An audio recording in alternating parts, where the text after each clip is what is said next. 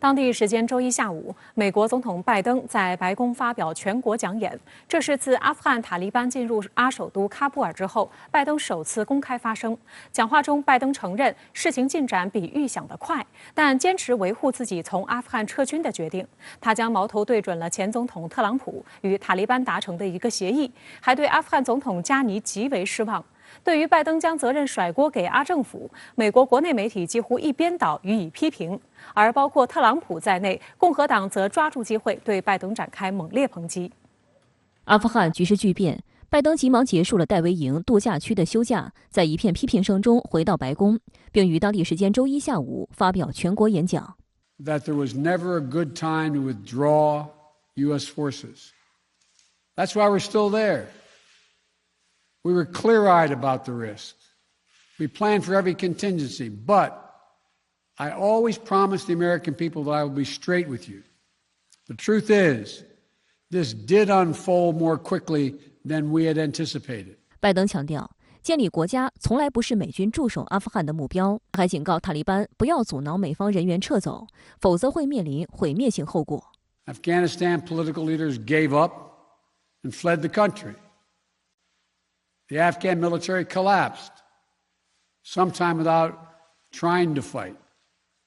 If anything, the developments of the past week reinforced that ending U.S. military involvement in Afghanistan now was the right decision.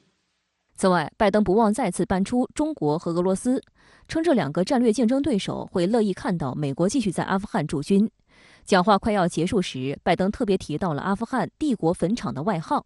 他承认，过去20年，美国在阿富汗犯了许多错误。讲话结束，在场的记者争相提问，但拜登并未回答任何提问，转身离开。之后，拜登又在推特上发文说，美国目前的军事目标就是尽快将美国民众和盟友送到安全的地方。我觉得拜登这个发言啊，其实核心的一个意思就是转嫁责任，拒不认错，他把这个责任推诿到这个阿富汗前政府的无能，阿富汗前国民军的政府军的这种腐败或者是溃败。但是我觉得换个角度讲，那么阿富汗前政府是谁支持的呢？是美国支持的。那么阿富汗前这个政府军是谁打造的？是美国拉拢他一些盟友斥巨资打造的。那么这本身就表明了一个美国政府的政策的一个失败。值得注意的是，拜登在讲话中多次将矛头对准前总统特朗普。When I came into office,I inherited a deal that President Trump negotiated with the Taliban. Under his agreement, U.S. forces would be out of Afghanistan by May 1, 2021, just a little over 3 months after I took office. 他又提到，特朗普大幅缩减驻阿美军规模，从约15500名美军减到2500人。此番表态引起特朗普的强烈不满，他发布声明要拜登引咎辞职。称拜登不光彩下台的时候到了，共和党也抓住时机对拜登政府火力全开。美国众议院少数党领袖麦卡锡周日与政府高官举行简报会时，指责拜登政府搞砸撤军计划，并称这对美国产生的效应将持续数十年之久。对于拜登在讲话中称结束在阿20年战争是正确的决定，并表示美在阿政策目标不是重建。中国外交部发言人华春莹表示，这倒也是句实。我也注意到拜登总统在讲话中表示，不会再犯对别国内战投入过多精力，通过无休止军事干预重塑其他国家的错误。希望美方能对其动辄军事干预、穷兵黩武的政策做出认真的反思，停止打着民主人权的幌子，肆意干涉其他国家的内政，破坏其他国家和地区的和平和稳定。好，相关的话题马上来连线特约评论员吴健。吴先生你好。那么，喀布尔易主，塔利班主导新权力安排，而联合国安理会也呼吁阿富汗各方寻求政治解决途径。那吴先生您如何来看待未来的发展呢？外界希望阿富汗恢复和平与秩序，不再是地区乱源，而几十年的战乱已经印证了，实现的途径只能是阿人主导、阿人治阿。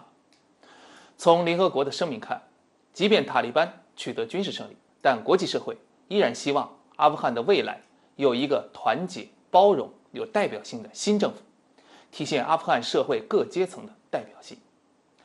目前观察，自从14年重新崛起后，阿富汗塔利班内部也经历了深刻的重构。但另一面呢，正因为长期被美军打击，强敌环伺，塔利班在坚持教权立国的原则上，像这次夺权，塔利班的政治攻势就比军事攻势要强得多。比方说，规范军事人员的言行，保护平民利益，对降将既往不咎。我们还注意到一个细节，就是塔利班和前总统卡尔扎伊的关系。因为在阿富汗的政治史上，都逃不过普什图族两大部落联盟，也就是多拉尼和吉尔扎伊的较量。像刚丢掉权力的加尼总统就属于吉尔扎伊联盟，而卡尔扎伊呢，则来自多拉尼，和今天的塔利班多数领袖同属一派。卡尔扎伊呢，又和塔吉克族什力派首席执政官阿卜杜拉结盟，带头呼吁与塔利班和解。另外一方面，美国总统拜登因崩溃式撤退而备受舆论抨击。那您对此怎么来看？美国难道真的会从海外全面收缩吗？我想强调的是，从出兵阿富汗的那天起，美国就不是以和平为战争的终极目的。美议员麦克华尔兹一针见血地指出，美国打阿富汗就3个目的：一是阿富汗和中俄、伊朗都有共同边界，占领它可以牵制战略对手；二是从阿富汗影响中国西部稳定，开辟对华第2战场；三呢，掠夺阿富汗资源。这里面没一个是想让阿富汗好起来。拜登就公开承认过，美国从一开始就没追求让阿富汗人真正团结起来。从美国的全球战略布局看，拜登执政期实际处于美国在新技术、新产业、新军力都没有形成压倒优势，而对手能力成长又过快的一个大背景下，总体上处于战略收缩的调试期。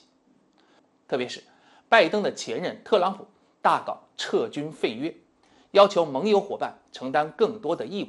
到今天呢，拜登的所谓修复调整，不过是把这些让盟友寒心的事儿做得稍微文明点，但本质没有变，那就是必须减少美国的霸权成本，放弃更多的国际责任。从大势看，未来相当长时间，美国将逐渐从处处可见的唯一霸权调整为具有重要国际影响力的世界大国。